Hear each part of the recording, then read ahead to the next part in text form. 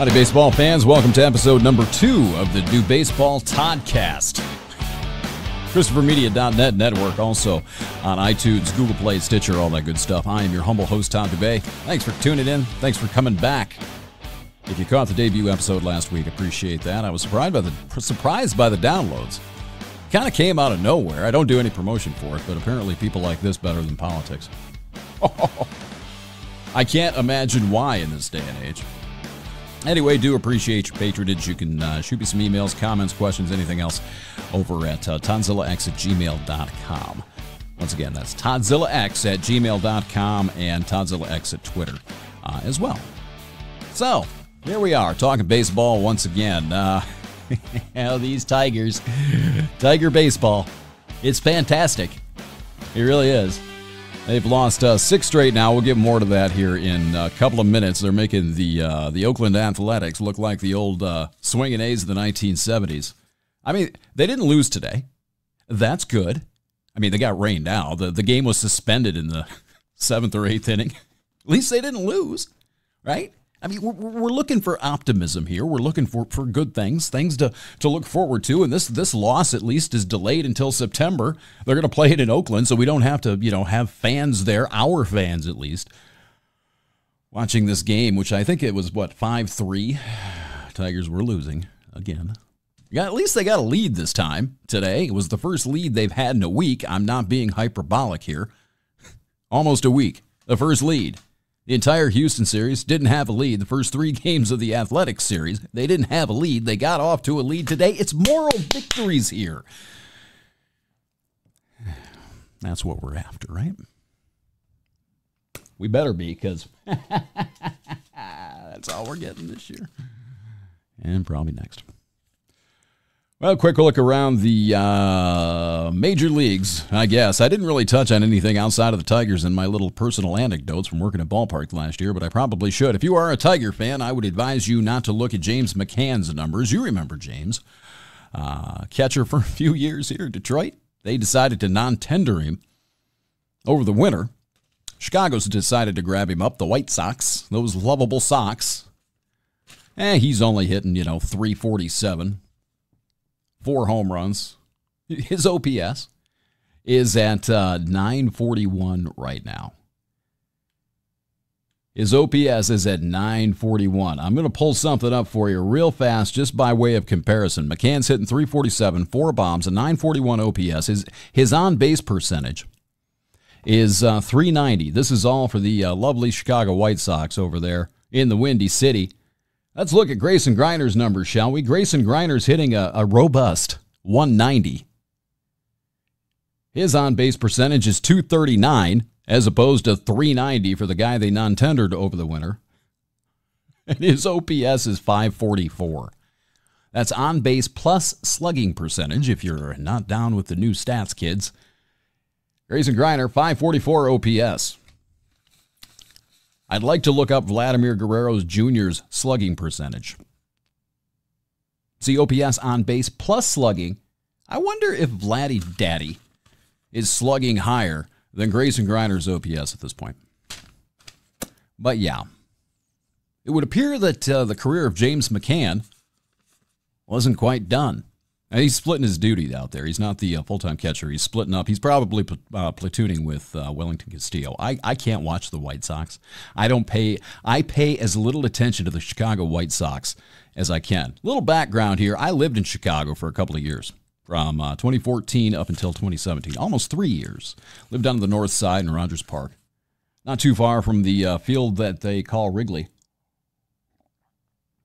I couldn't afford to go to Wrigley Field. Nobody can afford to go to Wrigley Field on a regular basis, but by God, you can afford to go to the park formerly known as Comiskey. I refuse to call it whatever that abortion of a name they have now.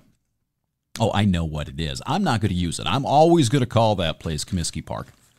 If you'd like to talk about the mortgage company in your own mind, please feel free to translate Comiskey Park to that other name. I won't ever talk about it. But anyway, it was really easy to get tickets to go to these games in Chicago. It's like an aircraft carrier. It's on the south side of Chicago, which isn't exactly Paris, putting it kindly. I mean, it's like when you're, I don't know if I want to go here, but you take the red line from the north side. You just hop on the red line. You take it all the way south. You get off at the Comiskey. You know, you don't even have to. But the red line, the L in Chicago, even when you're not having to take it from the north side to the south side and spend 45 minutes on the train, is an anthropological experience.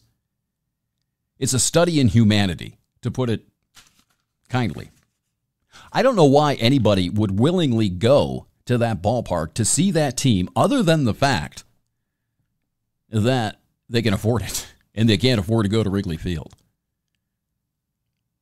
I'm not a fan of the Chicago White Sox, but there is nothing likable about that team. There never has been. Think of one guy. Think of one player besides Frank Thomas, if you're my age, but think of somebody else besides Frank Thomas that stands out in your mind as a Chicago White Sox. Is there anybody?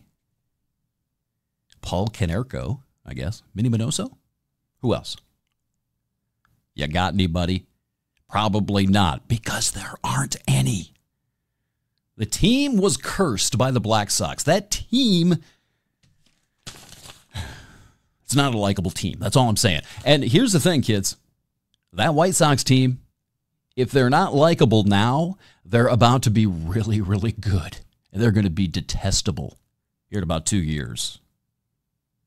You wait and see. At least I think Hawk Harrelson, I think he's finally retired.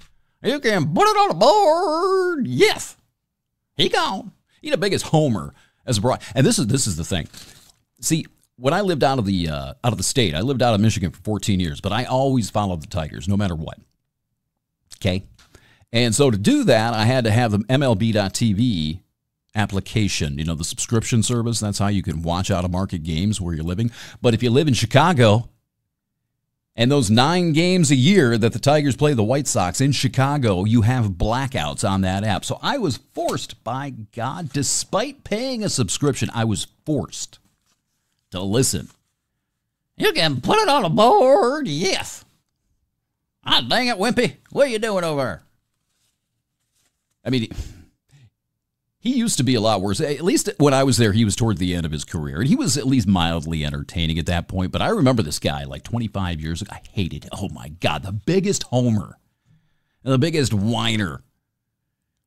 Anything. And I think I had some residual effect of that because I still couldn't listen to him. He had tempered and mellowed a little bit when I was there. But I can't stand the White Sox. They have traditionally been. If somebody were to ask me, Todd, what do you think is the least likable team in Major League Baseball? It wouldn't even take me a second. White Sox. White Sox. Can't stand them. Never been able to stand them. Now that has been semi-replaced after working at Coors Field. I got so sick and tired of the Diamondbacks. Because they were always there. It was like I was working, every home game out there in Denver, and it was always the Diamondbacks or the Padres. Oh, my God, the Padres. Why is that even? Does anybody really like the Padres? Really, think about it. I mean, the Rockies didn't really have much of a fan base out there. They're all transplants. It's a new team. They haven't won anything yet. They got to the World Series. There's a story there. I'm going to tell you that someday. But they haven't done anything. So their crowd, it was always rough shooting for the Rockies on the camera because, you put the crowd up on the Jumbotron between innings, right? You always want to put the Rockies paraphernalia to show how awesome our fan base is. Well, the problem was the Rockies sucked most of the time, and they didn't have much of an organic fan base. Most of the people in Denver, I wouldn't say most, but a significant portion of the crowd at Coors Field, when that team was not competing, were transplants going to see their old team. Like the Cubs. The Cubs are just, their fans were obnoxiously loud. They love their Cubbies, and they want to have the Wrigley Field experience at Coors, so they're pounding beers, they're pounding Coors Light in the stands, meaning they're obnoxious. It was just, and everywhere I'm like painting my camera. Oh, no, Cubs fan. Damn, Cubs fan. Oh, come on. Is there a Rocky? Ooh, there's a little kid with a Rockies hat. Let's see if I can get really tight to block out the 2 Cubs hats over the kid's shoulder. It was horrid. It was terrible. And I kind of got on that bandwagon myself because I was like, I didn't really know what I was doing. And the Rockies in 2005, maybe '06, maybe it was '06, but I started seeing if I could get away with wearing my Tigers hat in the camera well. I did it a couple of times, and this is when Todd Helton was there, and Todd Helton was the unquestioned leader of the Colorado Rockies at this time. He was late in his career. He was winding down a little bit, but he was still Todd Helton. And I'm out on the field. I used to take my actual still camera down there to shoot baseball. I was practicing my skills, basically, and sort of documenting my time there. A lot of those pictures are in the National Baseball Hall of Fame now, by the way. I'll tell you that tale some other time. Anyway, I'm in my camera well before the game, during batting practice, as always, probably 45 minutes before the game or whatever, shooting my thing. Todd Helton looks over at me and sees the Detroit Tigers hat on my head and gave me a look of death. Do you know what it's like to have a borderline Hall of Famer basically tell you with his eyes he would like to burn you at the stake? If he had said anything, I was fired. Either that or I would have been chastised and probably, I don't know, tarred and feathered at least. But I learned quickly, just from by a glare from the great Todd Helton, that Todd Dubé, you shall be wearing your Rockies hat whilst you're working at the ballpark.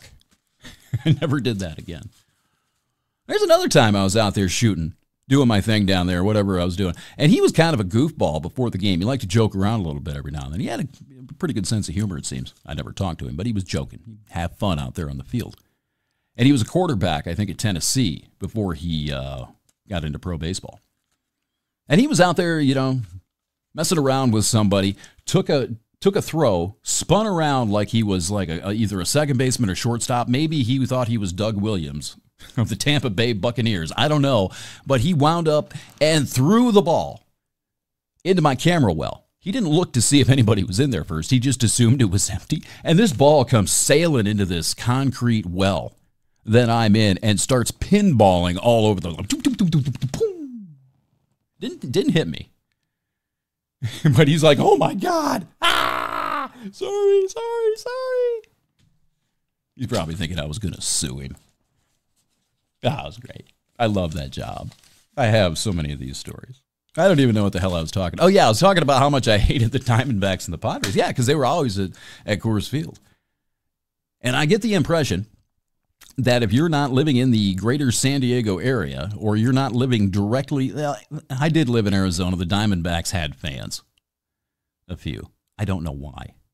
Playing baseball in the desert when it's 115 degrees, you don't even want to go outside. You don't want to drive down to downtown Phoenix.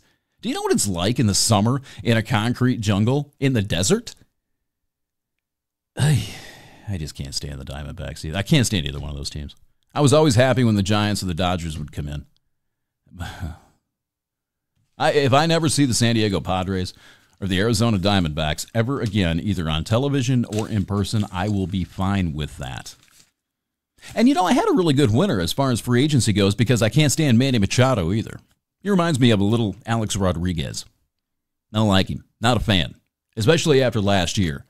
I'm not the kind of guy who's going to run, Kay. I'm not a hustly kind of guy, Kay. I was happy, thrilled to see him sign in San Diego because, see, my hatred is now focused into a common space.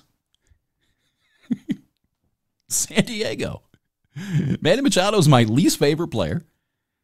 And San Diego, probably one of my 3 least favorite teams. This is great. I don't have to have Manny Machado on a team that I like. I think this is wonderful. Worked out pretty well with Bryce Harper, too, who's been sucking lately. I'll get to that at some point. He has not been good. He hit a bomb over the batter's eye the other day. Everybody's talking about that, but he's not been good lately. But I was happy to see Bryce Harper go to Philadelphia. I'm a Bryce Harper fan. I like the guy. He's a generational talent if he can put it together. And I'm a Phillies fan. I love the Phillies. I got some history. I like them White Sox. So I was happy to see those two sort of get together. But yeah, White Sox, they're not going to be a fun team to watch here in the next couple of years. So I suppose we should probably talk some baseball here other than that, right? Elsewhere around the major leagues, Vladimir Guerrero, he got called up. Remember all the hype a couple of weeks ago, and he wasn't hitting anything, wasn't doing nothing. Finally hit his first home run of his career, hit it last week, And he's now hit 4 in the last 6 games after hitting another one today. So apparently the kid is he's arrived finally. He's finally adjusted to Major League pitching, and we're going to see exactly what this kid is. He's got 4 home runs his last 6 games, 9 RBIs. And by the way, Miguel Cabrera and Nick Castellanos hit a home run today. Yeah. They've still only combined for the same 4 that Vladimir Guerrero Jr. has hit this week. The power outage, the offensive, I don't know, what would you call that? Catastrophe, that's a word that comes to mind. Embarrassment.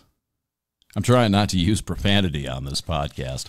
I have a lot more adjectives that I just don't want to use because of that. That's terrible. So, yeah, he's starting to hit a little bit. Carlos Rodon, we've been talking about the White Sox. Well, he's gone the way of Michael Fulmer now. He's had Tommy John surgery. He's going to be out until at least the middle of next year. Mike Trout this week, he made a little bit of history. I didn't have the list of the other folks who were on it, but there's a list of people who have hit 250 home runs by the age of 28, and it's not a long one. Mike Trout has added his name to that list, I should say. He's the 6th player in the American League to do it. I wish I would have wrote those other guys down because some excellent names. He's in rarefied air, and he's entering his prime now, Trout. 26 to about, 31, I guess, is considered Major League Baseball's prime years, and Trout's just entering it. Yeah, he's, I wish he played somewhere else other than California, other than Anaheim. Anaheim's like just below the Padres. And what am I whining about? It's like I'm complaining about every team I hate on this baseball podcast. But yeah, and the Anaheim Angels of Anaheim or of California or of the Sunshine State or the San Andreas Faults, whatever they're calling themselves this week. I wish he played for another team. I wish he played in like St. Louis. I wish he played for the Cubs, even the Royals. You know, some team that, I don't know, like the Indians. Just a team with some heritage, some history behind it. I think he'd be such a bigger star than he is. I mean, he should be the face of baseball. And honestly, I don't think he is. I mean, he's the consensus #1 player. Everybody thinks it's Mike Trout, the best player in the world, yet he still is not the face of baseball. And it's not because of West Coast bias. If he played for the Giants, he would be. If he played for the Dodgers, he would be. It's because he's playing for that team in Anaheim. He's not even playing for the best or the most popular team in his city, let alone, a team that connects with a lot of people nationwide. He was in Philadelphia. He was in Atlanta. He was in New York City, either with the Mets or the Yankees. He'd be the face of baseball. I think he'd be the face of baseball if he played in Cleveland, for crying out loud. Detroit? Well, let's not go overboard, baseball fans. But anyway, good for him. Glad to see it. He's going to be setting a lot more records than that. Talk about the Major League Draft. That's coming up.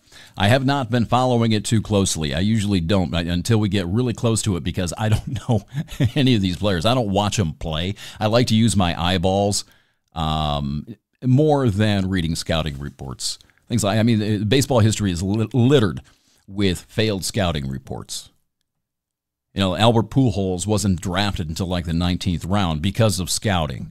They get it wrong most of the time. I just prefer to use my eyeballs rather than talk about what other people are saying about draft picks. But the Major League Baseball draft, the player draft, is coming up. The Tigers pick, I think, 6th. Does that sound right? It's either 5th or 6th. They have a really early pick.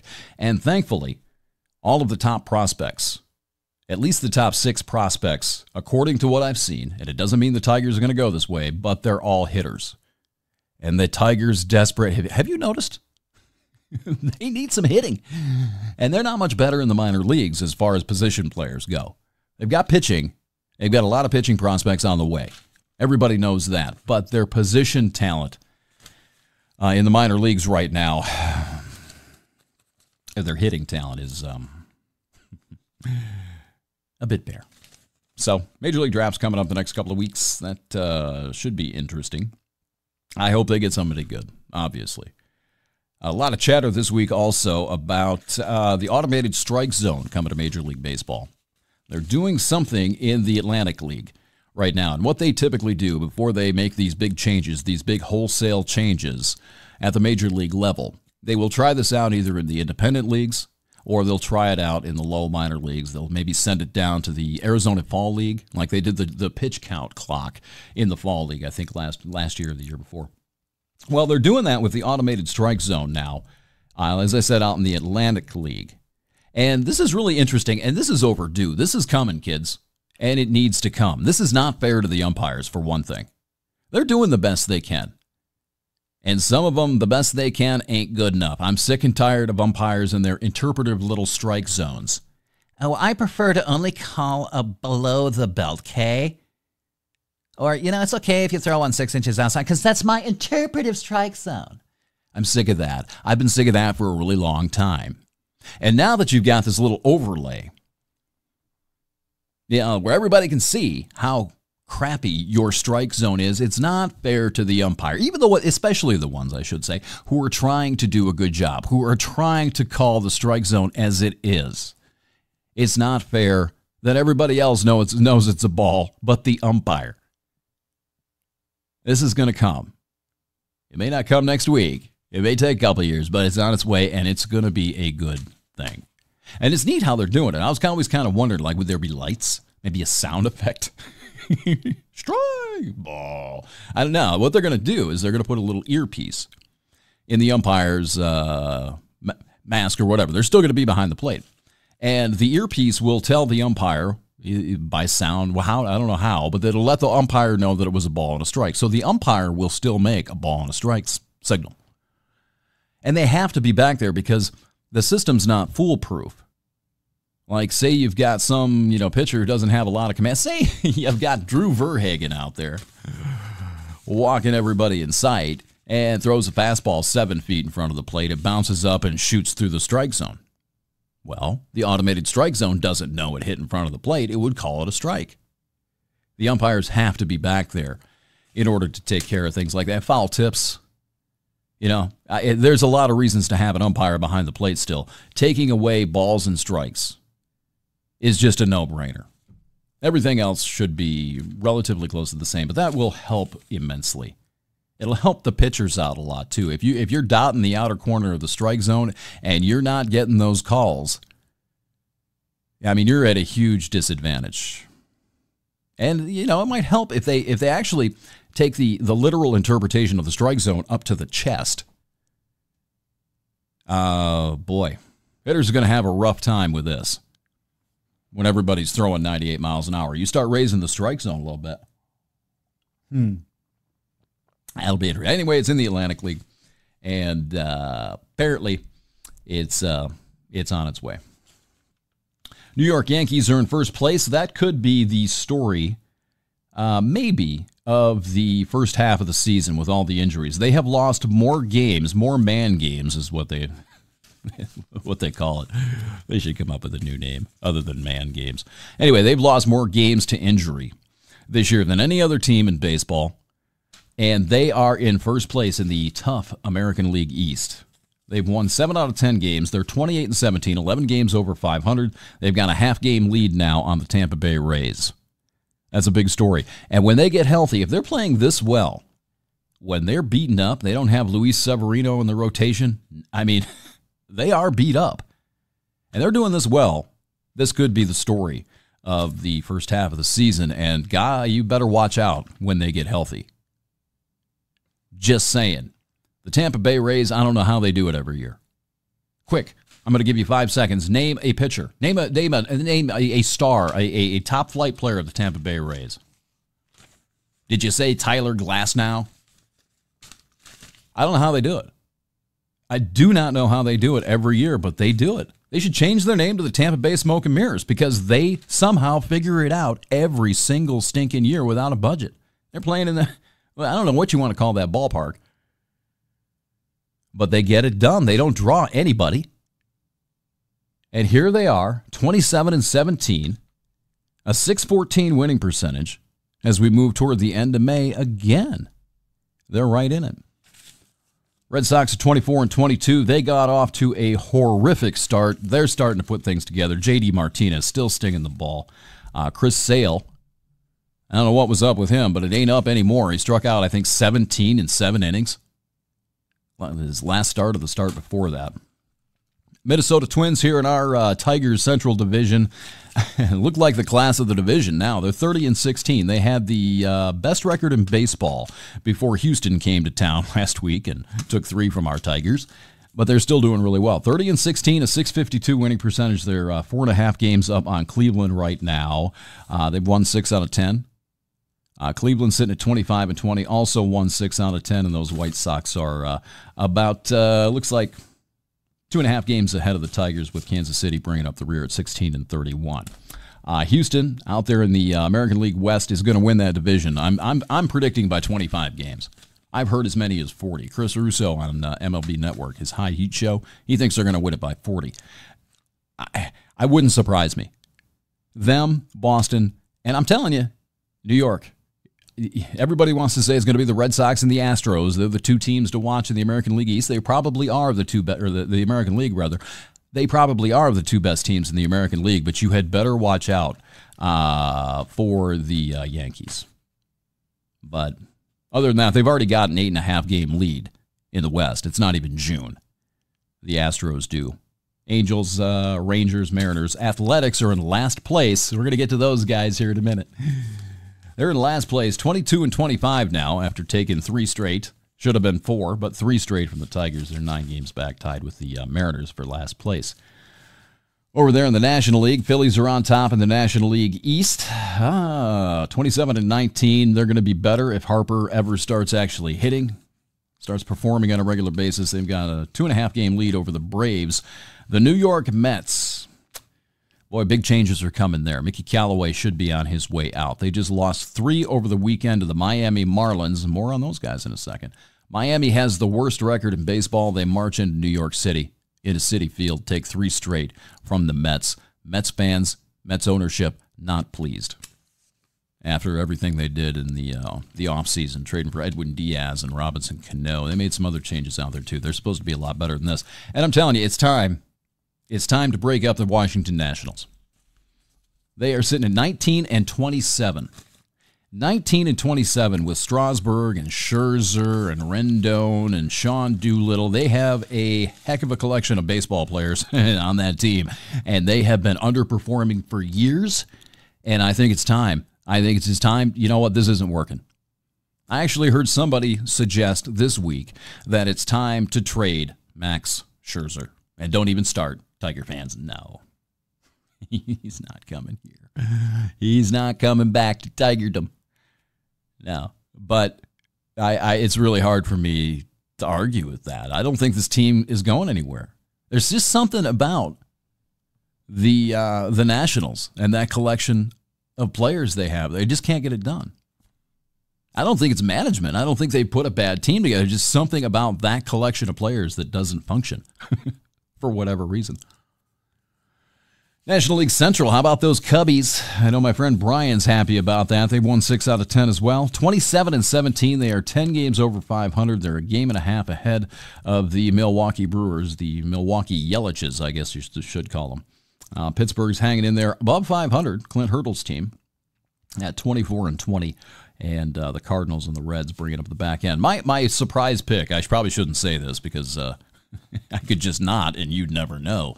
But my surprise pick, like somebody asked me, the Sport G guys asked me on their baseball preview show who I thought could be this year's Brewers, the surprise team.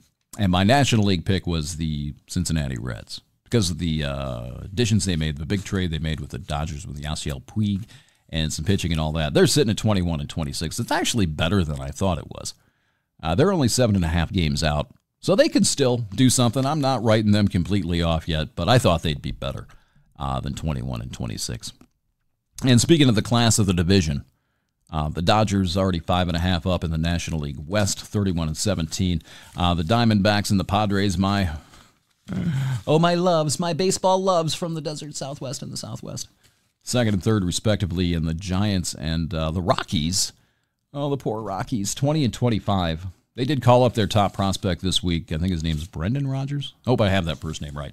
But he got called up, and he's been Rocky Nation has been looking forward to his arrival for a long time. I think he had an RBI in his first game too, but so they got something to look forward to.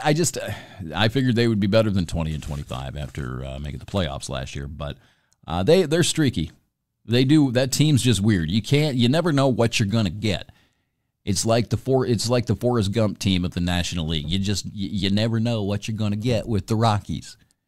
They could be 20-25 right now, like they are, and win 15 straight games or lose 15 straight. You never can predict that team. I don't know if it's a product of living in Denver or playing in Denver. I don't know what it is, but it's almost impossible to do.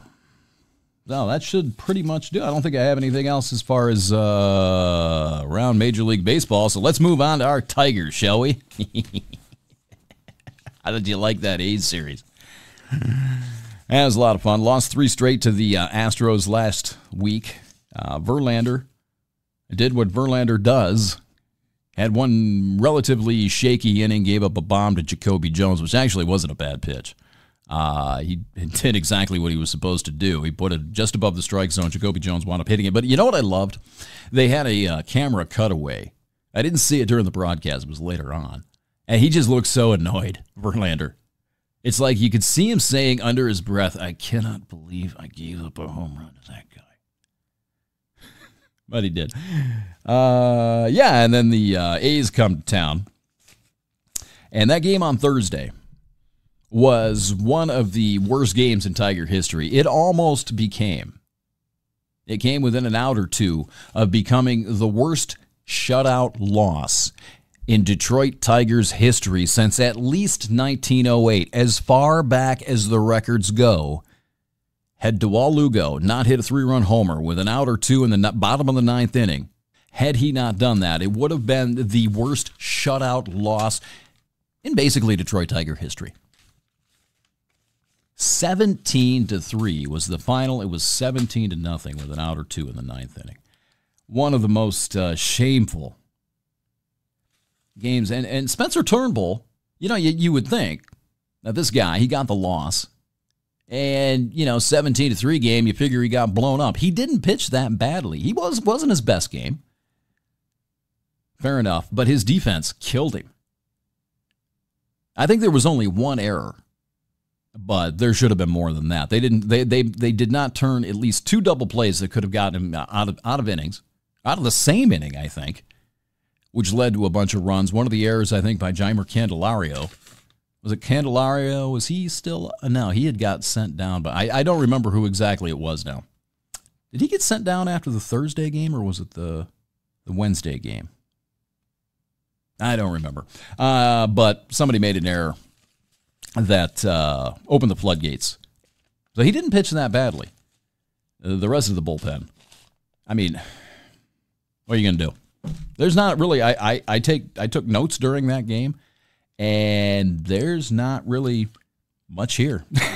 It's like, yeah, I could just write, they sucked. And that would be it. They made Chris Bassett. Now, the Oakland A's are not a terrible team. They're better than 22-25. I think, but they're not great either. I mean, this is not, like I said earlier, this is not the swinging A's of the 1970s. This isn't the team, of Catfish Hunter and Sal Bando and Reggie Jackson, right? But they made Chris Bassett, this Tiger offense, made Chris Bassett look like Catfish. No clutch hitting, nothing going on with that offense. They cannot generate anything. There's not much else to say about Thursday. That was Daniel Norris versus Frankie Montas on Friday. Ronnie Rodriguez, they answered my query on the last podcast. Can Ronnie Rodriguez play first base? Yes, he can, and apparently it's his best position. I say let him. Let Miggy DH. It's fine with me. And Daniel Norris was really, really good early. His command looked great. He was hitting 93 more consistently. I still think that he's working his way back up to getting his velocity back in the 94, 95 range. I think the groin thing, is still bothering him a little bit. He may be returning back to form if he can stay healthy, and the ensuing loss of velocity may start to creep back up. If it does, this could turn out to be something similar to the Justin Verlander situation after he had his core surgery because he was only throwing 89, 90, 91, Verlander was, for a year to 2 years after that core surgery. And he was getting knocked around. But he came out and started to learn how to pitch without that velocity. And then when the velocity started coming back, I think it helped him. I think that's why he's still as good as he is right now. He's not throwing 98, 99 miles an hour anymore, but he's got, I think that year and a half, 2 years that he didn't have 98 helped him. And I think if Norris is attacking this and doing this the right way, Norris could benefit in the same way. Because his velocity is not where it was when he came over in the David Price trade at all. And he looked really good. He was hitting his spots. The changeup looked exceedingly good the first few innings. Curveball wasn't as great as the start before, but didn't matter. He was getting outs. He wasn't throwing a lot of pitches. And then all of a sudden, in the fifth inning, he fell off the table again. What is up with that? I mean, he cruised through the first 4 innings. And then his velocity in the fifth inning dropped. He was only hitting 90, 91, down from 93-ish consistently the first few innings. And then he started missing terribly. I mean, he started to miss like I was criticizing Shane Green in the first podcast, how he would miss by 3 feet sometimes. Daniel Norris started to do the same thing. I think it was Griner would set up with his glove below the strike zone, and he'd miss up and away 3-4 feet. All of a sudden, again, in the fifth inning. Velocity drop, it coincided with that loss of command too. So something happened. It came out of nowhere. I don't know exactly what it was. I don't know if it can be conditioning. But the thing with him is that he's a cerebral kid. I think he's a guy who thinks himself into knots. I think he overthinks everything. And I think when something starts to go awry just a little bit, I think he becomes his own worst enemy psychologically. Then he just got hammered. He hung a curveball, not a terrible pitch. I mean, it was a little higher than he wanted. It was actually a pretty good pitch to Chad Pinder. And he hit that thing a ton, 440 feet. Just blasted it to make it 6-1. And that was pretty much it. What started as a really good outing turned into a loss.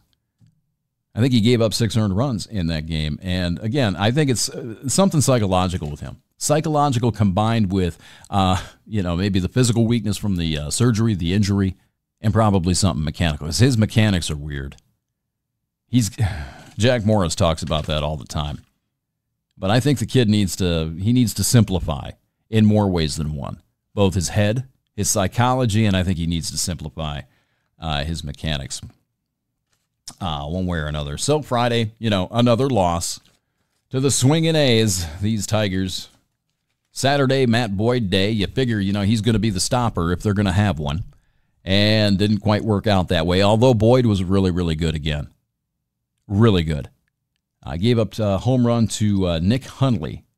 I think that was the one it looked like a slider that was really well located. I mean, it was low and away in the lower down and away quadrant. Perfectly executed and looked like Hundley hit a super ball that just shot out to right field. I don't know how that ball got out, but it did. There's been a couple of those this week.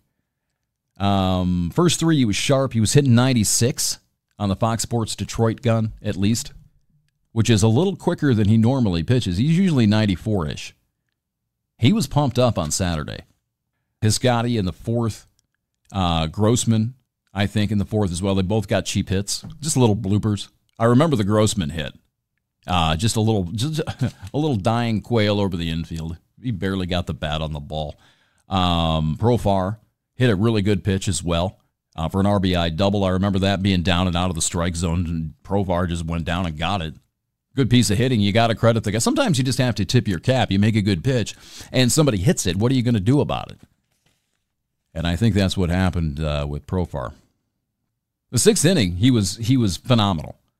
1, 2, 3 innings set him down. In the 7th inning, Pinder came back and did the same thing to Boyd that he did to Norris on Friday. Low breaking ball, and he just blasted it. maybe perhaps it would be a good idea. I don't have access to the scouting reports, but maybe, just maybe, put in there that maybe Pinder likes a low breaking ball and don't throw him one. Or if you're going to throw him one, buzz something up and in. Do something to change the eye level, because 2 days in a row he's sitting on a low curveball, and he hit the crap out of those. Both of those home runs. I didn't know Pinder had that kind of power. Obviously he does. But that was that. I think that was the bomb that cost Boyd the quality start. And that was on another good pitch. It was just, he was looking for it, but it was a good pitch. I mean, 3 of those runs, 3 of the hits that scored runs in Boyd's start came on really good pitches. So what are you going to do? You just, like I said, you tip your cap. His execution was good. Again, that was a really, really good start. He didn't get a quality start. I think he gave up, what did he do? He gave up, I think he went 6 1/3. Gave up 7 hits, the last one being the bomb. 4 runs, all earned. He struck out 8. Didn't walk anybody. 101 pitches. You have to get him out at 100 pitches for whatever reason. But he was fine.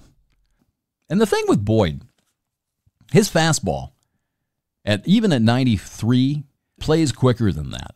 It looks like he's throwing 96. A lot of these hitters on those high fastballs cannot catch up with his 93-mile-an-hour heater. It's strange. It looks really weird. Most of the time, major league hitters are you throwing 93 at the top of the strike zone. That'll cause you some problems most of the time. He blows them away.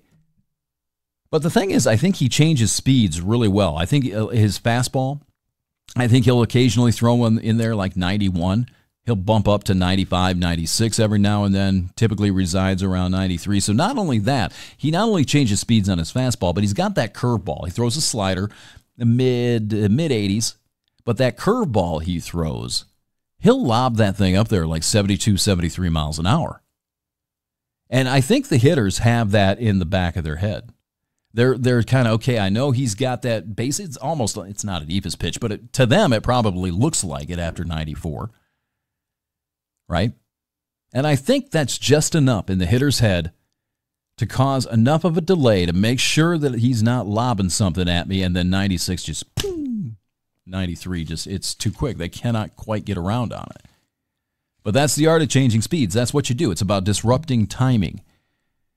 Not being predictable, disrupting timing, and keeping the ball off the meat of the bat. That's pitching. And if you can put the ball where you want to do that, it's a whole heck of a lot easier to do. And Boyd has been really good about that. He's looking like again, I don't think Boyd is an ace on a contending team. He's probably a solid 2, a stellar number 3. If Boyd's your number 3, you've got a hell of a pitching staff. But on this team, he is heads and tails above everyone else, even Spencer Turnbull, and I'm sold on Turnbull.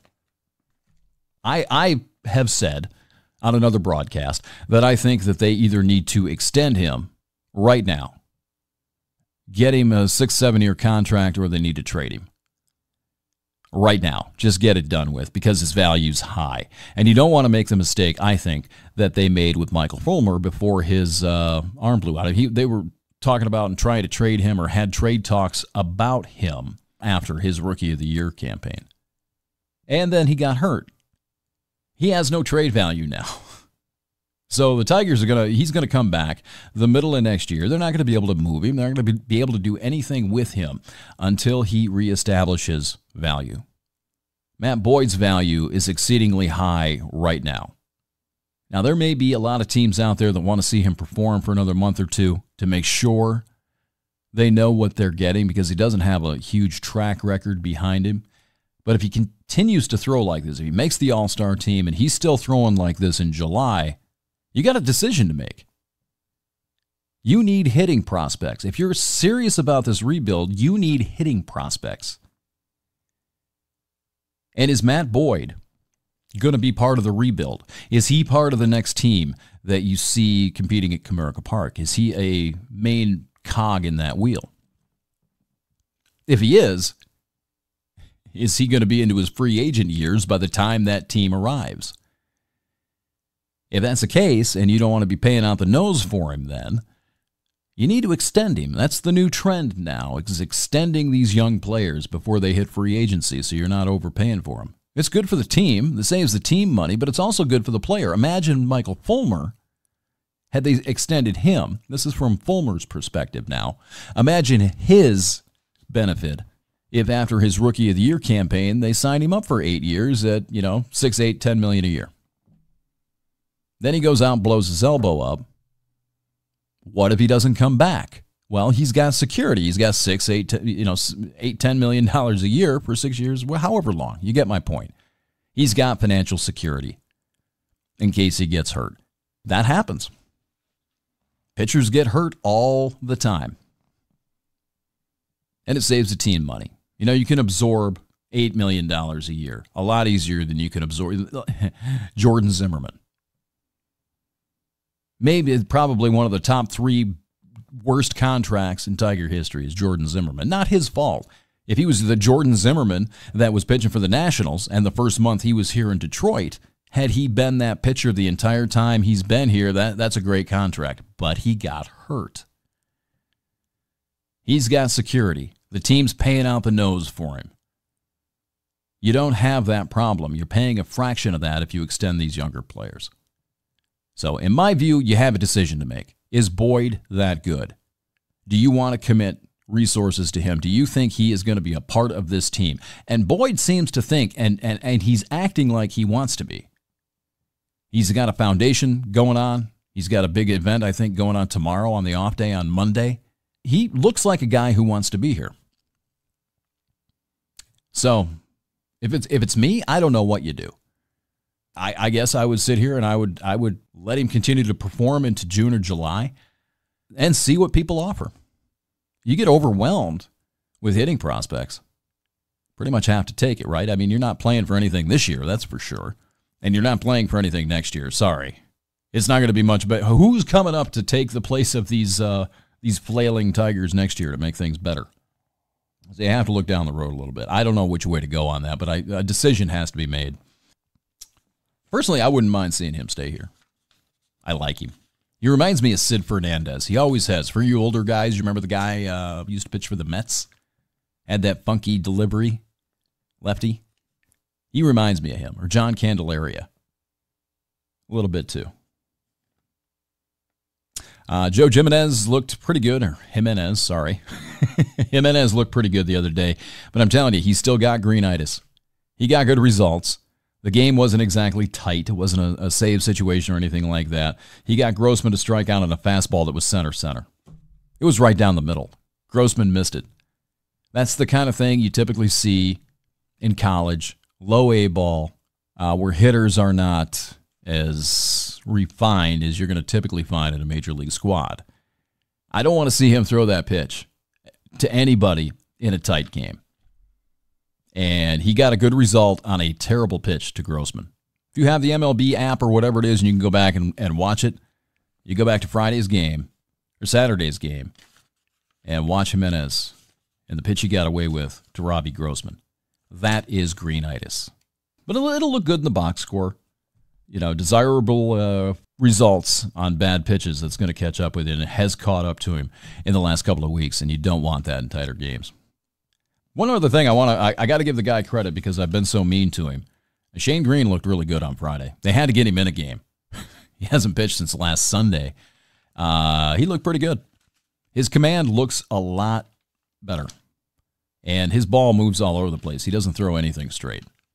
So, credit where it's due. That was a non-save situation. And traditionally, in recent years, he hasn't been that great in non-save situations, and he looked pretty dialed in on Friday, so good for you, man. And then today was the, wait a minute, I wanted to talk about Saturday's hitting, too. They were facing, what about Friday? I didn't talk about that because they made, what's his name? Frankie Montas on Friday. Again, looked like a Cy Young Award winner. He almost threw a shutout.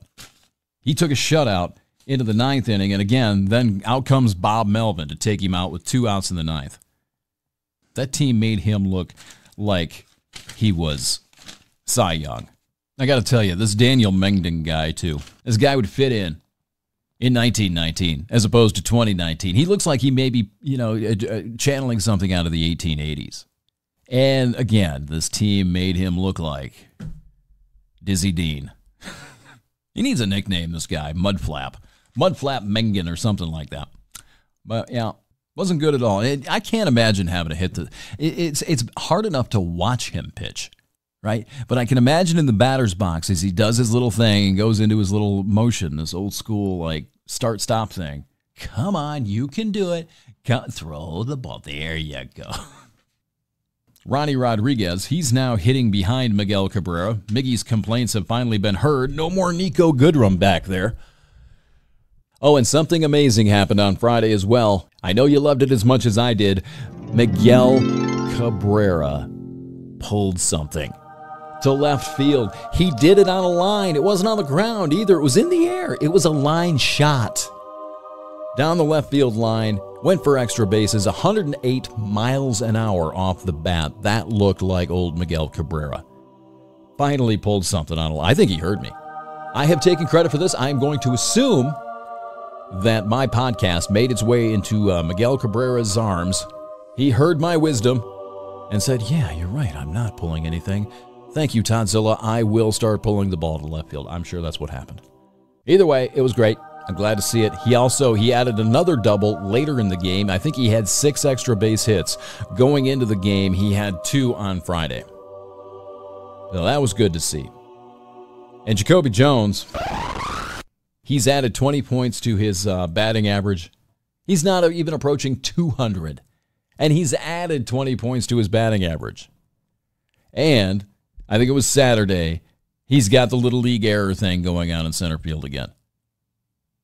He comes charging in, and the ball just goes right on by him, rolls all the way to the wall. The thing with Jacoby, he plays great defense. If he's not playing defense, if he's making mental errors in the field, that bat ain't going to carry him. He's got to stay tuned in. He's got to stay focused, at least in the outfield. And I hated seeing that. It's just as much as I can't tell you what I screamed at the TV when I saw that. The name Matuk came out of my mouth. Maybe you can just fill that in for yourself. I think the Tigers have scored 4 runs in the last 2 days. I think. 4 runs, and 2 of them have been scored on wild pitches and pass balls. That's the Tiger offense in a nutshell. Mentioned they had their first lead in almost a week, thanks to Nico Goodrum. He led off the game with a triple. Dawa Lugo, sacrifice fly, knocked him in. Cabrera looked like he had better plate discipline, at least in his first at-bat today, maybe his second as well. But I think a lot of that had to do with facing Mike Fiers. Fiers only throws 90, 90, 91, might touch 92 every now and then. This isn't 97, 98 miles an hour. But he did lay off a couple of pitches today that I've seen him swing at a lot over the course of the last week. There was one 2-seam fastball that ran in on his hands that he tracked really well. Didn't swing at it. I've seen him swing at least 5 of those in recent weeks. So maybe Fiers is just easier to track. In the second inning, Tigers took, I think, a 2-0 lead in the first. Couple of walks. I think Fiers threw something like 30 pitches, didn't have anything going on. And Grayson Griner comes out, swings at the second pitch. Down in the zone. It was a strike, but it wasn't anything to hit. Jacoby Jones sits there, takes the first 2 pitches for strikes, swings at the third. He's out on 3 pitches. And then I forget who it was. It was probably Nico Goodrum. And swings at the first pitch. Grounds out to second base. Lets Fiers off the hook. He's got a 30-pitch first inning, a 6-pitch second inning. That didn't help Gregory Soto. Pitcher doesn't get any rest. You let the opposing pitcher off the hook. He was up there on pitch count, 30 pitches in the first inning. And now he's at 36 after 2. That's 18 pitches an inning. He's right back on track. You want to average right around 15. Let him completely off the hook there. And Fiers wound up going 6 innings. I wasn't saying nice things about that either. Castellanos finally hit another home run. He's got 3 now. Hit that in the bottom of the third inning. Soto looked really good early on, and he was a lot better today. Great first inning, struck out 2 the second inning. Got the first 2 outs of the second inning, and this I find weird. He got the first 2 hitters on 5 pitches. issues a 4-pitch walk to a left-handed hitter. Again, it's got to be mechanics, right? You just losing your mechanics, aiming the ball, something. And then he comes back and he struck out Chris Davis. And he had a nice shutdown inning in the second after the Tigers came out and gave him a couple of runs. It was nice. A's got their first hit. Laureano got the first hit in the third inning. And Semien, RBI triple on the heels of that Tiger 6-pitch inning I was talking about. Now he's in the dugout 5 minutes. And he's back out there, and A's are scoring runs. And that pitch to Semien, if I'm remembering this one, it was a 1-2 pitch. And it was right down the middle again. Ahead in the count, too good of a pitch to a major league hitter, and it's gonna get whacked. That was that. So, Tigers did get suspended today. At least they didn't lose. Yay. Moral victory. The Tigers have lost, though, 15 straight games to the Oakland Athletics. 15 straight. Not talking spring training, not talking postseason. 15 games in a row. Tigers should get a break, though. Coming up later this week, they've got the Florida Marlins coming to town. The Marlins, I mentioned earlier, have the worst record in Major League Baseball right now. And even if the Tigers lose all 3 games, they'll still be 2 games worse than the Tigers, even if they sweep the Tigers like they swept the Mets this weekend. So there's some time to, a chance at least to get things right, or at least right the ship just a little bit. Looks like the pitching rotation is going to be Turnbull and Smith on Tuesday. Also, Norris and Urena, which I think is either their top prospect or he's their ace. Hey, Marlins are like the Tigers. Good luck finding an ace down there. And Boyd and Richards go on Thursday. Tigers hit the road on Friday for a 3-game set in New York at Citi Field, the reeling Mets. This could be a good week for Detroit. We've lost 6 in a row, okay? But we've got 6 games against teams from the National League that really are not good. One's worse than we are, and the other one is massively underperforming and about to lose a manager. So, depending on how things go, this could be a decent week. And then the Tigers go to Baltimore after that. So the next 9 games, between 3 with Miami, 3 with the Mets, and 3 with the Orioles, you should win 5 games. I don't care who you are. Miami and Baltimore are terrible. They are worse teams than you. You've got to win these games. You have got to compete, and you've got to be playing to win these games against those teams. The Mets, you lose 2 out of 3, fine. You're going to face Syndergaard, Font, and Wheeler in New York. It looks like Soto is going again on Friday. That'll be on regular rest. They don't have anybody listed for Saturday. That scares me. That frightens me. Hey, maybe I'll get a call. I'll do it. Spencer Turnbull goes against Wheeler on Sunday, and then, I would. They have everything listed for the Monday, Tuesday, Wednesday series in Baltimore, but I'll be back by then, and I fully expect that that's going to change. So 15 games, though, straight to the Oakland Athletics. Terrible. I like the A's, man. I really do. I am a fan of the A's. They have a checkered history. If you're not really familiar with the history of the Athletics franchise, there's this series that I saw on Netflix. Maybe you've seen it as well. It's called The Battered Bastards of Baseball.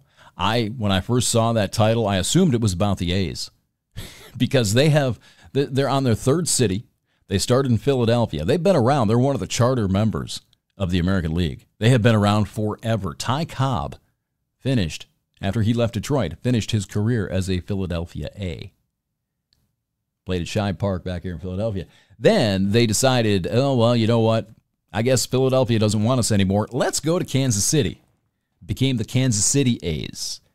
And this is where Charlie Finley got his hands on the team. Another great character in the history of baseball. I have an excellent biography on him. If you like entertaining stories about baseball, that get behind the scenes a little bit, you cannot go wrong with Charlie Finley. And the team in Kansas City, and shortly after they moved to Oakland. They moved to Oakland, I guess, in the early 70s, late 60s, early 70s. Playing at the Coliseum out there. This is Billy Martin. This is Ricky Henderson, Reggie Jackson, Catfish Hunter. This is the team that was beating the crap out of each other in the clubhouse during the games. They hated. I mean, it was just a zoo. Finley was, bringing goats onto the field and doing all these crazy stupid promotions. He was brawling publicly with Reggie Jackson about contracts. Catfish Hunter hated him. Left Oakland to go to New York because Finley wouldn't pay him.